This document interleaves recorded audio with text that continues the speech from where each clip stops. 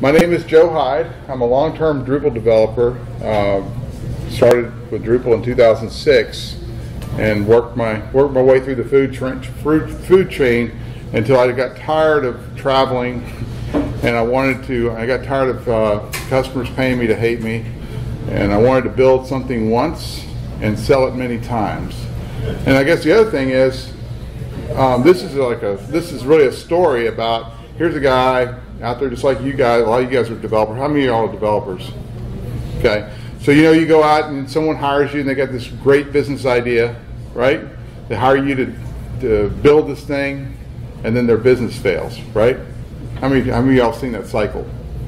I did a lot of that. Or it might not be the business itself, it might be a component or a venture of a larger business, and you're the guys on that team that builds it, and then it fails. Then you go build something else the next year and it fails, for another customer. So I saw that enough, and I said, you know what, I'm going to build my own thing. And I've always had a passion for the last, I call it the last frontier of the internet, is local news coverage. And the reason why it's the last frontier is because it's hard to do, it's hard to sustain, and you have a lot of legacy traditional media competitors in there that don't want you there. Okay, so this is that story, and the picture up there is actually it's called an OAS, or that's what the Border Patrol calls it, or the Customs and Border Protection.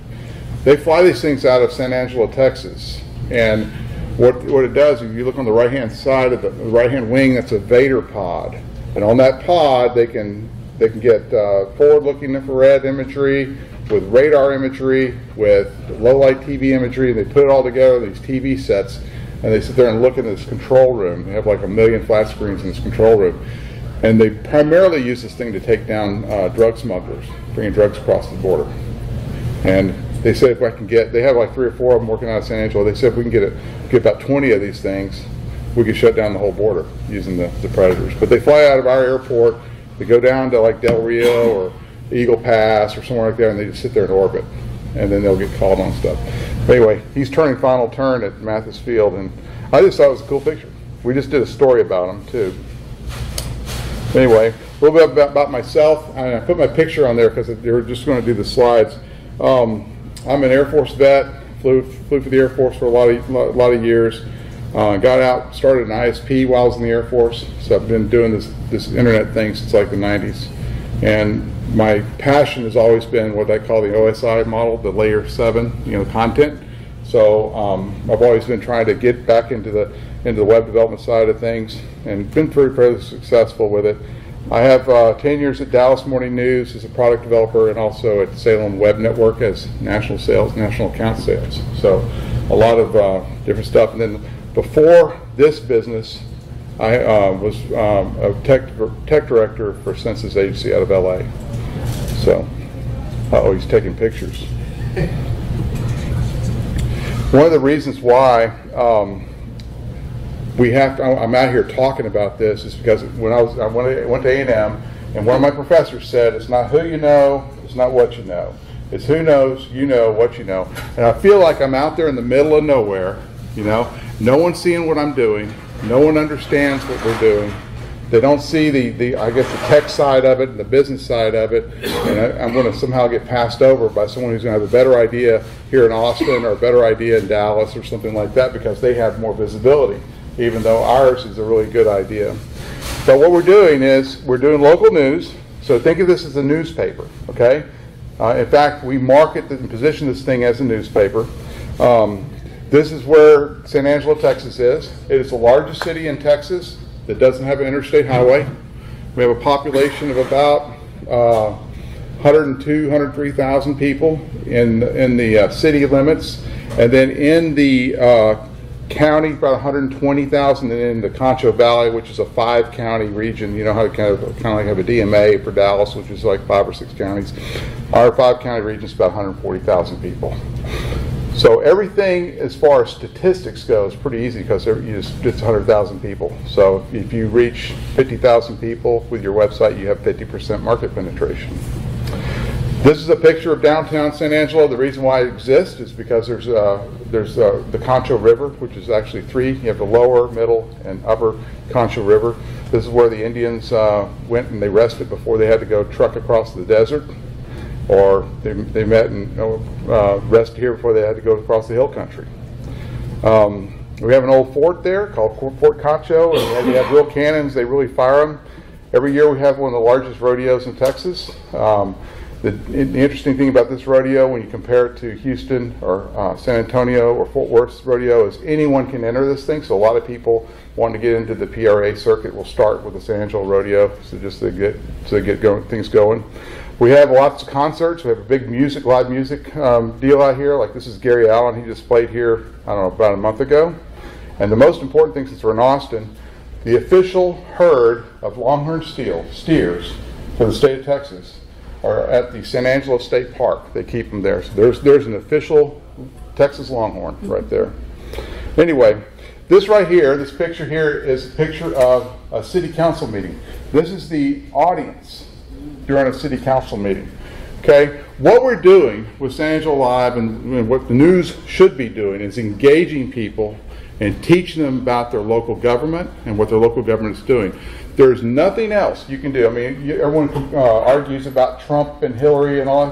There's nothing they do that's going to impact your life more than what your city council member is going to do, or what the mayor is going to do, or your county commissioner is going to do.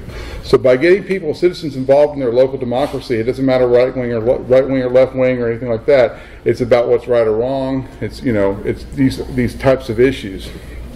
For example, in San Angelo in 2014, the city council approved a trash contract with Republic Services.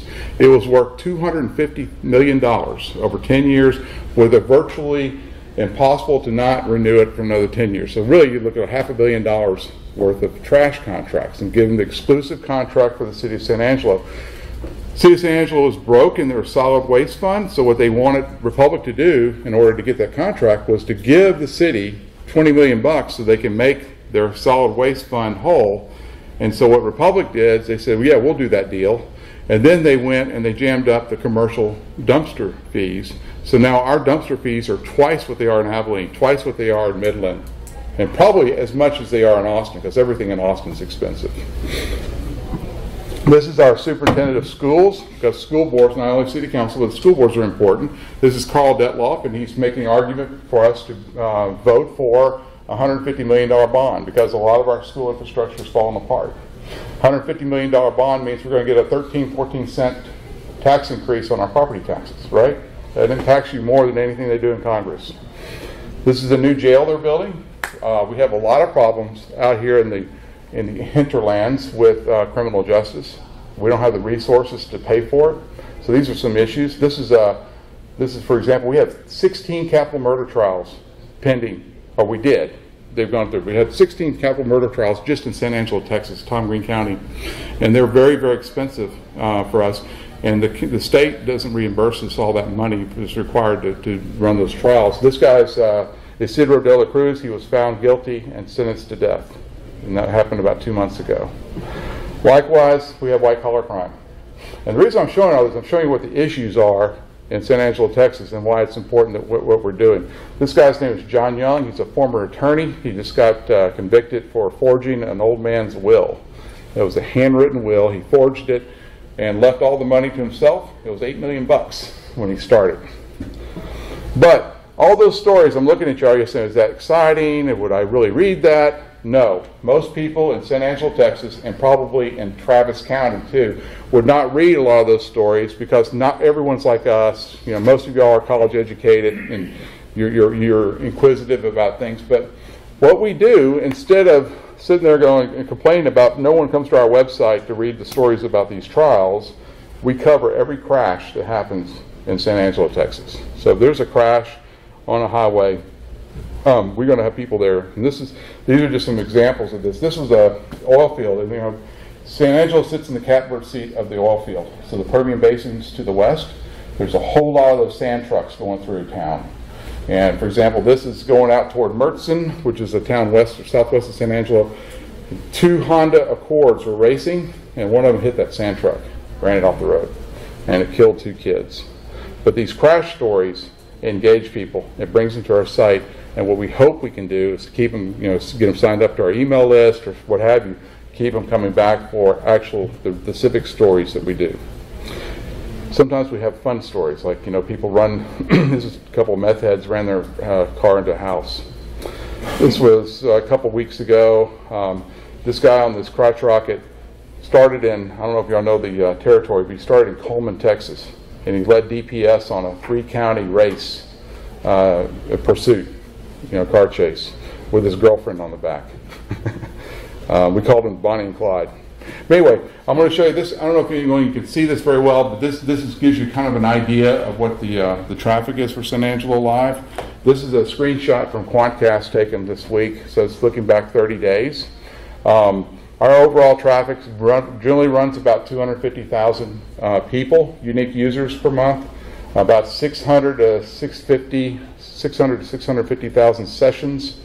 We have a goal every day of 15,000 user session, or 15,000 unique users per day. So we keep working on that. But that gives you kind of an idea of our depth of coverage. Remember, this is a county with 120,000 people. We're reaching 64.4. And then one more thing. Does anyone do any work with geolocation? Anyone? Like banner ads and stuff like that? Quantcast geolocation is all messed up because we have a huge audience like in St. Louis. You know what that is? Verizon cell phones in San Angelo. Give you an idea of what the traffic is or where it comes from. Everyone assumes that if you're reporting what we call carnage, which is crashes and crime, that all your traffic's going to come from social media. Well, it doesn't. And the primary reason it doesn't is because we use Drupal and we use some tools that we knew about, and we'll talk about in a minute, to really amp up our SEO. So you can find us on Google. And also our direct traffic is pretty good. We have a whole lot of fanatical users that come back into our site all the time. I'm going to get into a little bit of the technical stuff. I'm not going to get real deep into technical stuff, but this will help you. Help you see what we're doing on it. Right now, San Angelo Live's on a Drupal 7 site. I would put it on Drupal 8, but I don't have time. I don't have time right now to upgrade it. I've looked at some other options too, but these Drupal 7 modules, they're good. So the first most important thing we use is a thing called XML Sitemap. Are y'all familiar with it? Basically tells Google, here's where all my pages are, and you can't get listed in Google without an XML Sitemap, I don't think. The Path Auto module is very important. I don't know if it's that important to Path Auto basically puts the title with dashes in the URL and address bar. I don't think it's that important for Google, but it's important for Facebook. And I'll show you. I'll tell you why in a minute.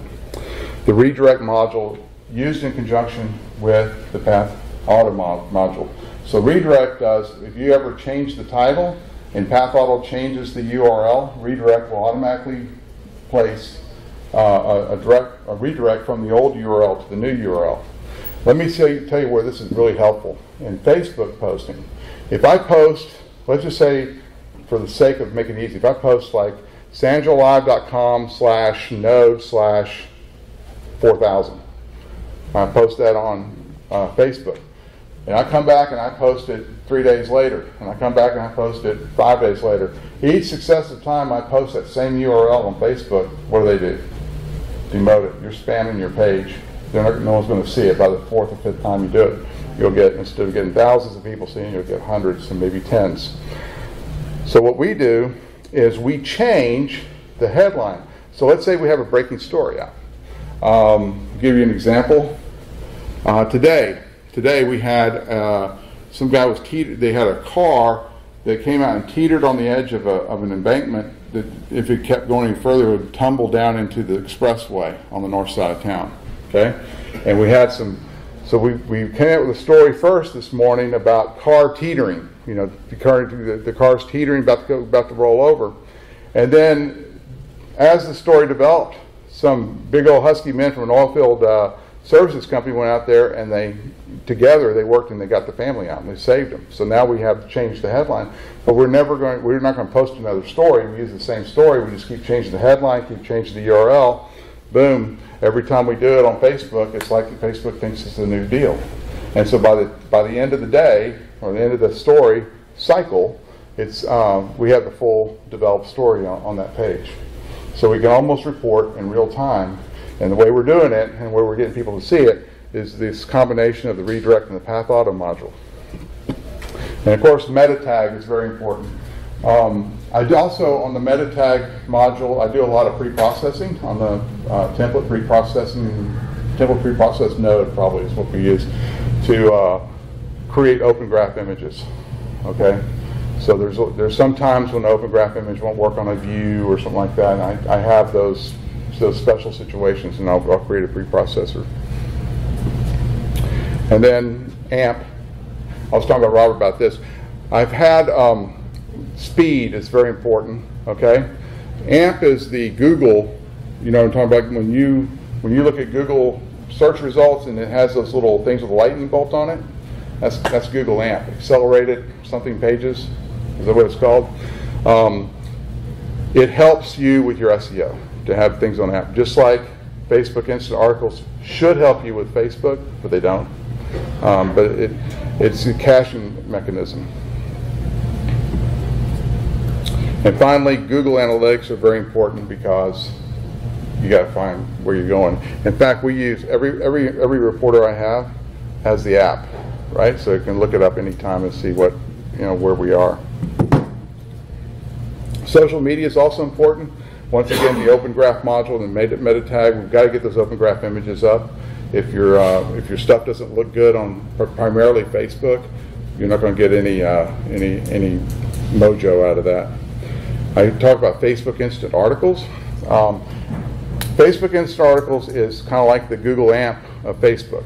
So and there's a module in Drupal that allows you to create instant articles out of RSS feeds. Has anyone ever dealt with Facebook Instant Articles? None? Okay. It's a good experience for your readers. It's a bad experience for the publishers because you can't make it, Google doesn't, or Facebook doesn't share the data about the user with the Google ad, with DFP, with Google DoubleClick. So if you have any programmatic advertising on there, you're going to get like sub-pennies per 1,000 impressions as opposed to $1 or $2. The only way to get around that is to just say, all right, Facebook, you have my content, put your own ads on there from the Facebook Audience Network, and then pay me my pittance. So we use Facebook Instant Articles primarily for sponsored stories. So if someone, some company paid us to write a story for them, we'll put it up on Facebook Instant Articles. The only place it really helps is with mobile phones, using the app. Okay. Social share. This is kind of a cool module that Drupal has. It's called Social Share Counter. And you realize in media today, the most important thing is confirmation bias, right? We like things, we share things, we retweet things, right? All that has to do with confirmation bias.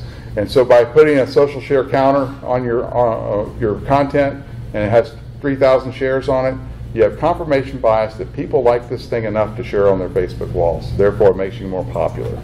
And that's what we use that for. And then once again, the redirect module, I've already kind of explained how we use that. There's revenue tools you can use with Drupal for running news sites. The most important one is called the DFP module. That's DoubleClick for publishers. And that is the standard for banner ad display advertising. Okay? So if you're going to have banner ads on your site, DFP, they have a free version of it. It's not even a freemium. Most people are going to stay free until you get to trillions and trillions of impressions. But we use DFP on ours, and that's how we get all the ads through. We sell our local ads through there, and then we also provision AdSense, the Google Ad Exchange, and AppNexus through the DFP module. Coolest module ever. I think it was developed by NBC or someone out in Hollywood for some of their big media stuff. It's a really well-written module, the DFP module.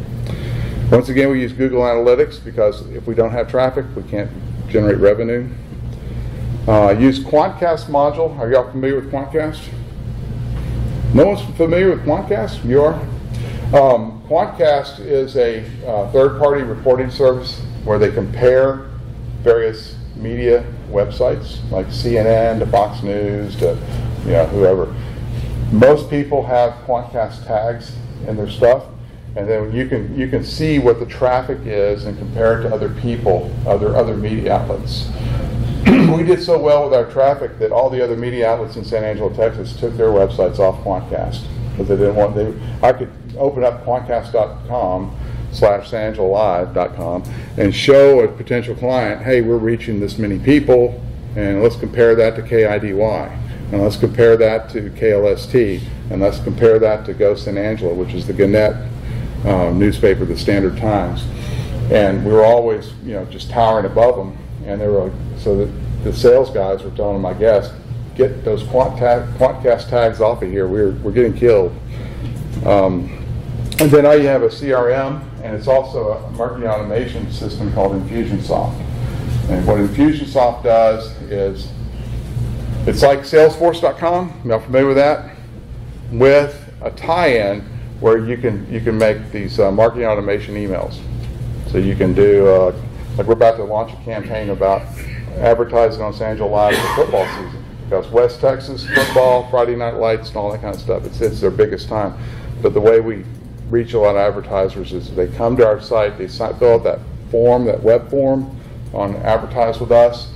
It automatically tags them in Infusionsoft and starts them on a drip campaign with marketing automation. Also informs the sales rep to call them and follow up. And then also one more thing it does, after 2 emails, I think it'll give them the link to our media kit where they can download all the pricing and stuff like that. So infrastructure for doing something like this, there's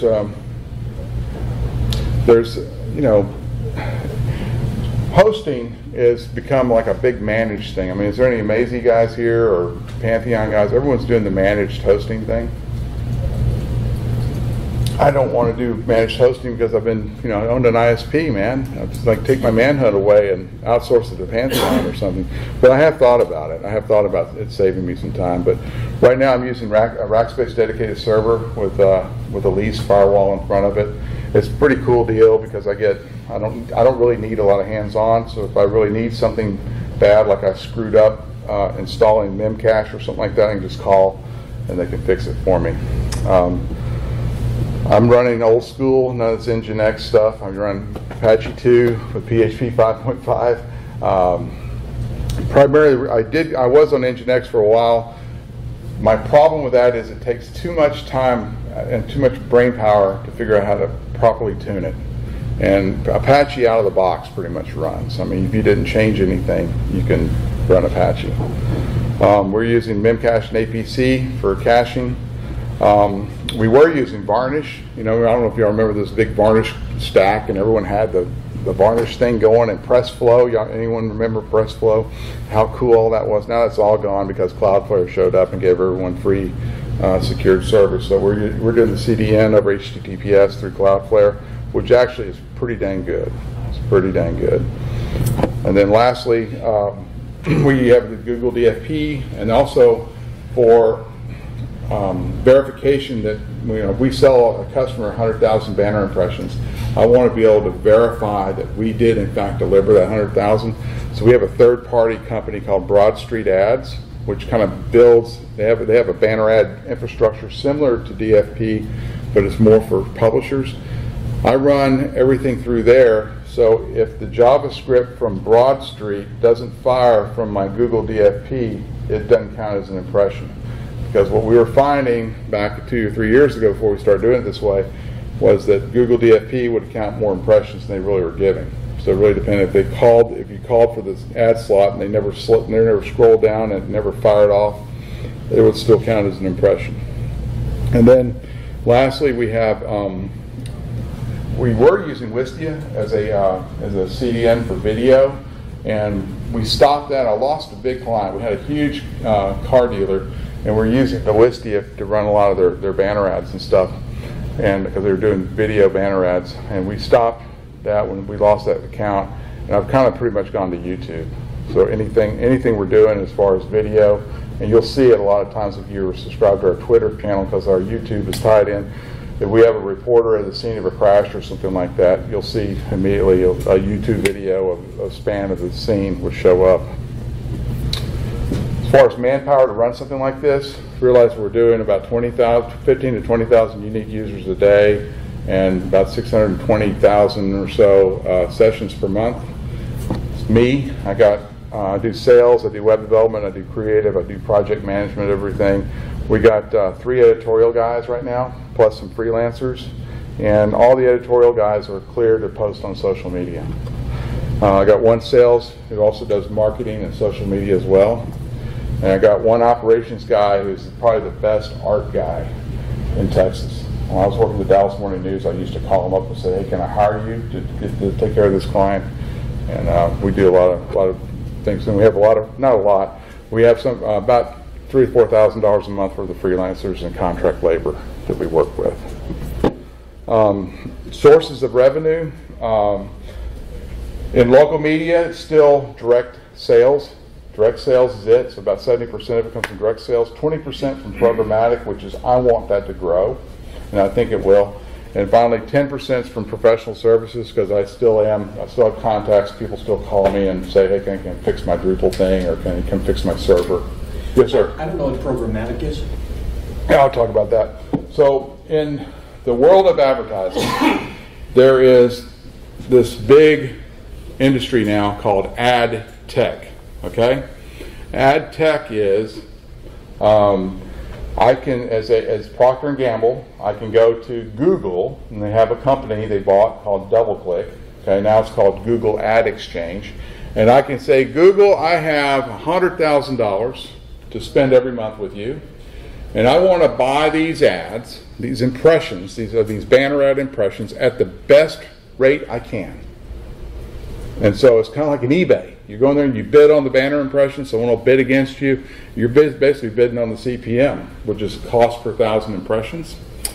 And so you have several ad tech companies, probably about a dozen of them are big players in it. There's really only 2 or 3 that are worth your time now, just because everything's kind of consolidating. But that's how you buy banner ads now. You buy them at auction, you buy them in real time. In fact, on San Angelo Live and a lot of websites, we have what you call header bidding.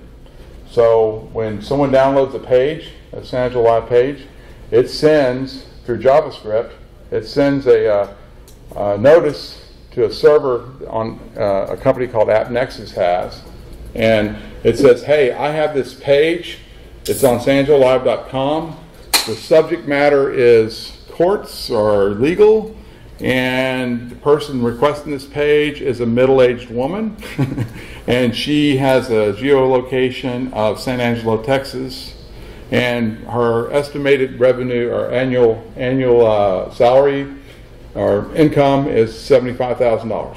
Who wants to buy this banner impression? And that server in real time will go out there and make that announcement, and then whoever's buying into these networks will actually, whoever's got the highest bidder for that type of audience member will take it.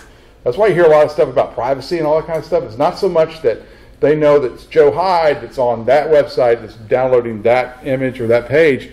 They know that Joe Hyde's a middle-aged dude who makes $100,000 a year, and he is located here. That's basically what they want to know. And oh, by the way, he's been looking at BMWs. So what would happen? Lexus would buy that impression, right? Because they want to make sure that Lexus would want to make sure that this BMW in-market guy, that's what they call you, in-market. If you've gone to look at a BMW online, you become in-market. Y'all try it sometime. Go look at a BMW, and you'll get remarketed by everyone else. And if you're married, don't go to a dating site, right? Because your wife will go, why do you keep all these Asian singles things? What's going on here? But anyway, that's programmatic. Any questions on that? What's going to happen with programmatic in the future, I think Facebook is doing a remarkable job of doing direct sold advertising. And I think a lot of people are going to be, a lot of smaller and smaller businesses, companies, are going to buy their online advertising directly through a web interface. whether it's on Facebook or whether it's on Google, or whether someone comes out with a great tool that allows this thing to be done very, very simply and it's efficient. Anyway, a lot of the confirmation bias we do involves music and getting what I call butts and seats. We want to get people to show up to shows. So if we promote something, the easiest way to show the success of that promotion is to show you pictures like this with large crowds. This is American Aquarium. They play at a bar that's like downtown called Blaine's. This is kind of like your Dixie Chicken. Anyone from College Station? It's kind of like your Dixie Chicken of San Angelo. I don't know what it's a typical 6th Street type vibe, if you can think of it. It's Texas country, which is kind of like country, but it's more like, not Alabama, Leonard Skinner, right? Leonard Skinner country. Take that and we transform that and we go into a big outdoor amphitheater, cram in 5,000 people for a Gary Allen show or for Cody Johnson or for Randy Rogers. I don't know if you've heard of these people, but these are the things that we did in order to show advertisers that people read us and they respond to what we're doing. These are HTML5 Banner Ads. I was just going to show you a couple of them. I want to know if it'll work. To give you kind of an idea, let me go back. Let me exit this real quick.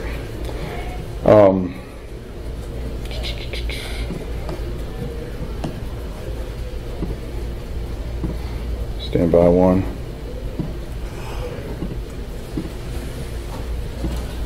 Well,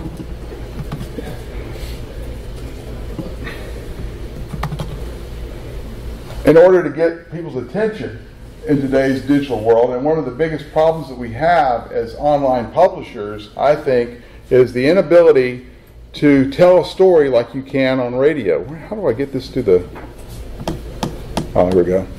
So how do you tell a story like when a lot of you guys are old, remember when radio and TV were it. I remember growing up in Houston, Texas, and I would see a car dealer ad on the 10 o'clock news, right? Or right before Johnny Carson started. And I knew that 97% of Houston probably saw that ad. And they knew that Dodge Dart could be had for $29.99. That they could just go down to whatever Dodge dealer. Today, I can't gauge people as well, I don't think, with online advertising as I could with a captive audience sitting in front of a TV set. I mean, most of us now are fast forwarding through the ads, right, on TV. So we're not getting it, but we still don't have that engagement. So these are banner ads. We're using HTML5, and we're trying to create that kind of engagement. This was a very successful deal. This is the day after Memorial Day sale. We just had it. We did a 4-day front page takeover with this thing prior to it, and we this little video of the on the right was of the card. I won't play it for you because it's kind of obnoxious, but it was of the general sales manager talking about all the great deals they're going to have at Jim Bass Ford the day after Memorial Day. We had a line of probably about 300 people there going to the door. We talked a little bit about, are y'all getting bored with this? I'm kind of jumping around, but we had a concert about a year ago, and I already showed you the picture of how many people showed up to it, and I can't find my mouse. It's over in the blue towards the left then. Good grief. There, now it's on the light. There. All right, so now if I come over here, hey, there we go.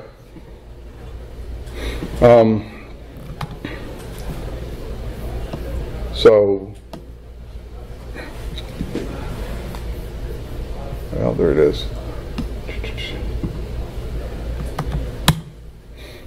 This is another example of an HTML5 banner ad that has a high engagement. Notice there's no sound, but you try to make them big, put the big ad slot at the top of the page, and you try to, if you notice how this video just keeps flipping, and that's to grab the eye. And the whole idea behind that ad is to get the people to buy advanced sale tickets to a concert. So, anyway, those are HTML5 banner ads, and now I'm back to this. Oh, there we go. Another tactic we're using is we have a thing called the Live Daily.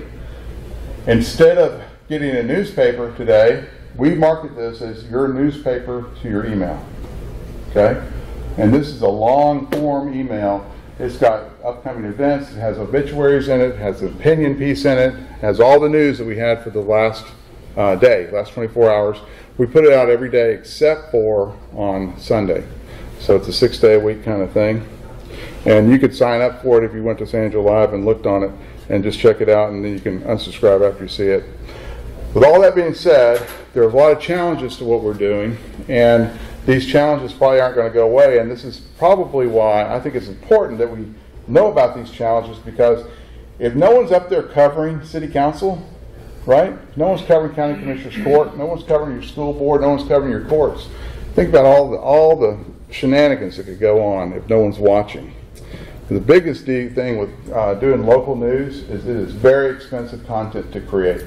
Have y'all heard of fake news? Like you hear about the fake news and Facebook's got fake news problem and all that kind of stuff. The reason why there's fake news is because fake news is very cheap to create, because all you're doing is parachuting in on someone else's story.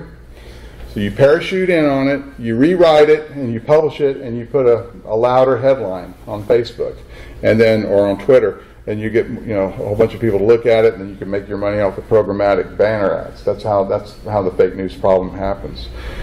I wouldn't suggest anyone do a fake news thing with local content, because your audience is more limited, and it's very expensive to create, because there's probably not a whole lot of people out at 4 in the morning at a crash scene on US 87 North, so you can't copy them. Programmatic income, that's what we were talking about. The programmatic incomes from the auctions.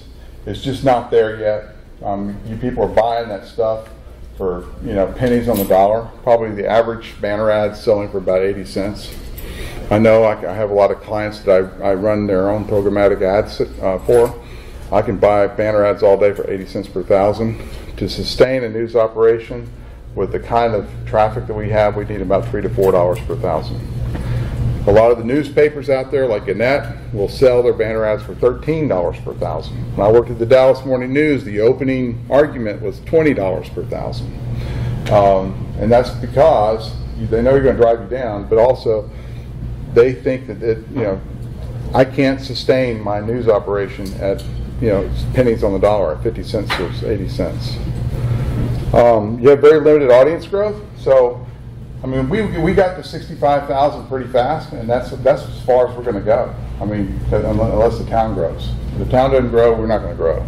So there's no leveraging into other markets necessarily. And Facebook competition, I was praising Facebook, but that's our #1 competitor for local ad sales. If I go to a client, they're going to say, well, I could do that on Facebook too.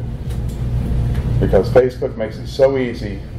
And they put all those fancy, they have their little messenger. They'll say, thanks for boosting the post. And then they'll come back and they'll give, hey, your post boost is done. Want to see how it did? Hey, it reached 3,900 people and you only spent $10. Makes it really, really difficult. You have to go kind of educate people on what you're really buying with Facebook.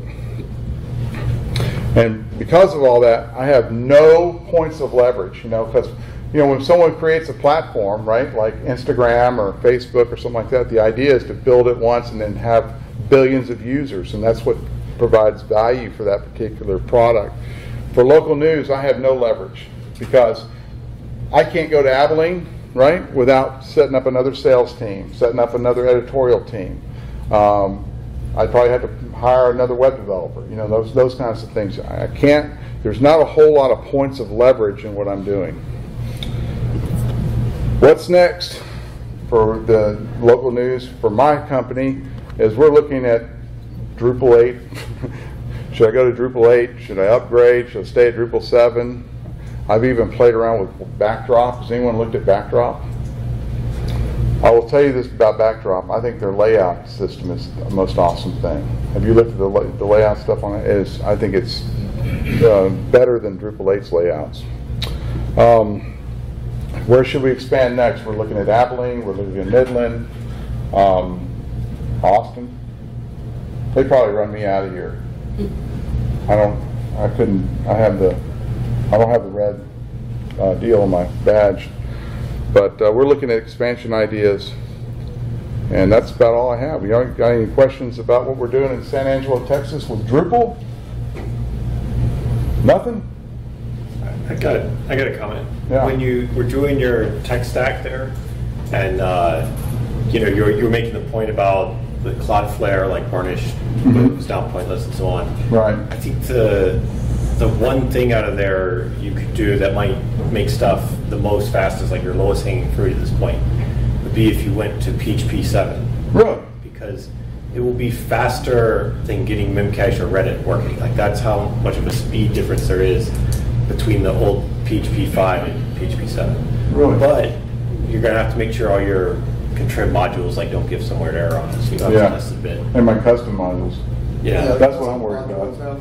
I just heard that we're hosting with Acquia, and they said that Drupal 7 is now set up for PHP 7, and we need to, by the end of the year, shift away from PHP 5 to PHP 7.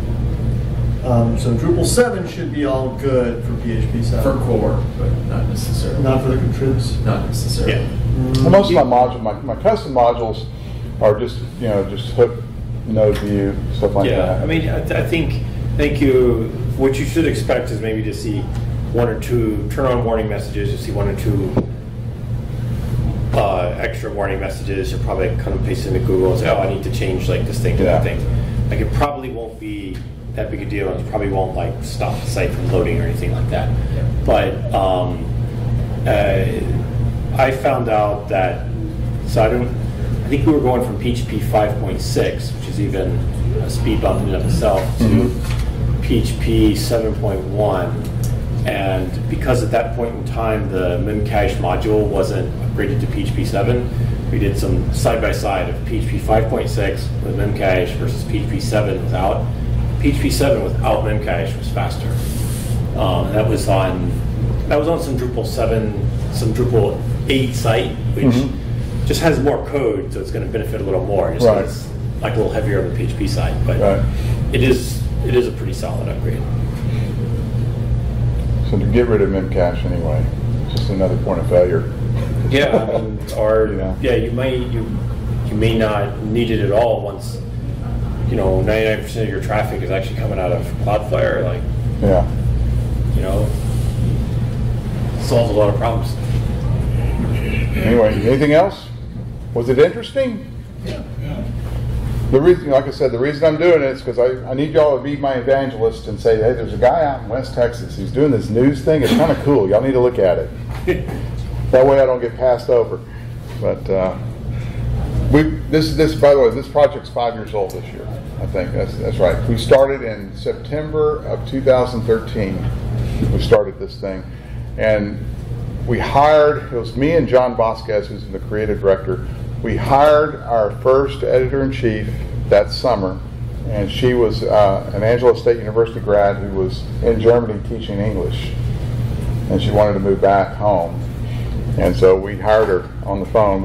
She had been an intern for our web development company, for a while, and we hired her on the phone and brought her back, and she did a really good job of deep diving our editorial into the criminal justice side. And criminal justice news stories are what basically drives your traffic. That crashes. Then business openings. If it's a popular brand, like Bahama Bucks. Do y'all have any of those in Austin? Bahama Bucks. It's like an icy thing, right? They just had one open, and we posted a story about Bahama Bucks is opening on May whatever. Freaking through the roof.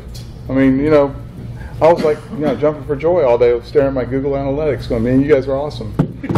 And Freebird's Burritos, when they closed, they shut down in San Angelo. They retreated, and that's an Austin company, right? Freebird's.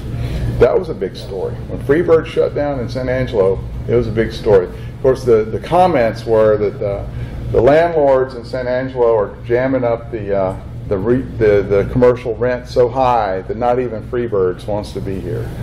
So anyway, so do you have comments on your articles? I do, and I use Ajax comments. I use the default Drupal comments modules.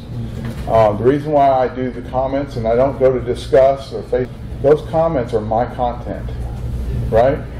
And when I have a little bit of a custom deal. You can start. I copied the concept from TMZ.com. where you can start making the comment, and you put put all your comment in there, hit save, and it'll prompt you to go through the user register deal, but it saves all the comment stuff in a cookie. So when they come after they've user registered, it redirects them back to that page, fills their comment back in. That has gotten me a lot of registered users and email subscribers, because they want to see a story and they've got a comment on it. It makes it real easy. So I got a little bit of customization going there with the user comments. So. And so do you monitor? Yeah, every comment goes. I mean, I have rules set up, so every comment whenever a comment gets posted, it emails it to me and about 5 other people, and so we can take it down. Most people we don't give real-time commenting privileges to until we trust them. So you'll get some of these prolific commenters. Like we have one called Captain K, and he's been on there commenting for 5 years. He's never made a cuss word. He's never insulted anyone too bad. He's never said anything slanderous or libelous. So we kind of give him real time. There's probably about 2 dozen or 3 dozen people have real time commenting. So most people, it goes into moderation, and a human has to take an action before it shows up on the site. Okay. Yeah. What would be the most obvious business benefit from going to where you are now to S8 or whatever, or Drupal 8 or whatever? Like, what would be the most immediate? For me? Yeah, business benefit. That's an Acquia question. You have to ask an Acquia guy. Yeah. If there is a feature in Drupal 8 that can be leveraged to make more money, I think that would be it. On the downside is if, for example, how many of y'all went through this Bitcoin thing, right? The malware dudes. Did anyone get hit with that? Or am I the only one? I got hit with the malware, okay? Some other people have. So you're not going to admit it if you got hit with it, because that would mean you're a bad developer, right? I got hit with it because I'm busy and I didn't have time to go upgrade to 7.5.9 every time someone burps over there as the Drupal security team. But they did it. The next thing you know, I had Ukrainians all over my server creating Bitcoin, sending them back to Ukraine. And it took down my site. And I became a system administrator for 2 weeks, and I finally got rid of it all. But man, I tell you what. But anyway, so to answer you, to go into your question, if Drupal 7 got taken off the security advisories or whatever, they end of life it, I'm going to have to move to something else. There's probably some speed benefits for Drupal 8 right now with the tag caching and stuff like that. I have 2 Drupal 8 sites that I've built for clients, and one of them's that bar. I'll show you a picture inside. Blaine's Pub is on Drupal 8.2 or something like that. I haven't gone to 8.5 or 8.6 because it takes too much time to upgrade all that crap. They had American Aquarium, and it was only that in that bar. Mm-hmm. American Aquarium. Yeah, it was on a Sunday night, and we sold it. The bar holds 200 people, and we sold 300 tickets, I think. I mean, I'm a big fan of American Aquarium, so I'm surprised to see they're fit in that small bar. When Harvey happened, all their shows got their show got canceled in Houston. And so their booker called Blaine's and said, "Hey, since they can't go to Harvey, can we come out to San Angelo?" And because we were so good at promoting these things, I told the bar owner, his name's Cody Stern, was a good friend of mine. I said, "Dude, Sunday night American Aquarium, no problem. We'll pack it." And we did. The guy that's packing the shows now, the big guy is Co Wetzel. You ever heard of him? Co Wetzel. His top song, or his song that made him famous, is about being too drunk to drive to Taco Bell. So he's asking his friends, "Will you drive me to Taco Bell?" And none of his friends will, so he drove himself, and he got popped for DWI. And so the name of the song is February 28, 2016. That's the day he got popped for DWI driving to Taco Bell. But anyway, that's the #1 Texas music guy right now. So, anyone want to know the interesting stories out in San Angelo, Texas? I mean, does anything interesting happen in Austin? Sometimes too damn much. The Austin Monitor. Have y'all heard of the Austin Monitor? Yeah. Okay, so Michael Kanan is a friend of mine, even though he's kind of on the other side of the political aisle than I am. I'm the Republican, he's the Democrat. And we put together a podcast called Big City Texas. And the idea was, in Texas, your divisions aren't right and left, okay? In Texas legislature, the divisions are rural versus urban. For example, there's more representatives in Harris County, right, than there are in all of West Texas. So for us to get anything done, like we need more money to fix our farm to market roads, right? We have to go beg some big city representative, hey man, will you help me out, dude? You know, I mean, that's kind of the tension. So we started this thing.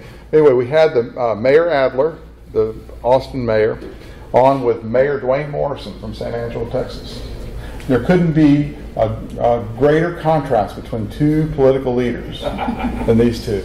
But you know, Adler's into, like, you know, super control of short-term housing, or short-term, you know, the Airbnb deal was short-term leasing. What is that called? STRs, short-term rentals, right? He wants, you know, he's big time wants to control that. He wants to. He didn't want, at this time we were talking to Lyft and Uber were outlawed in Austin, and he said we have. He was very proud of all the nonprofits that had started up that were providing Lyft and Uber services in Austin, like Rideshare Austin or whatever. Are they even around today? You're still getting by. They are. And then on the other side, there's Dwayne Morrison, who, you know, wears the cowboy hat, and he has a little rattlesnake band up here, and he talks a little bit, you know, like a country guy, like he's from the. And you had him on there. It's me and Michael Cannon, and he were asking questions and stuff. Cannon would ask our mayor stuff, and I'd ask Adler questions. It was really kind of a cool deal. And then Cannon went off to the Texas Observer, so we kind of stopped our deal there. But anyway. That's San Angelo Live in a nutshell. I appreciate y'all coming out. Thank you.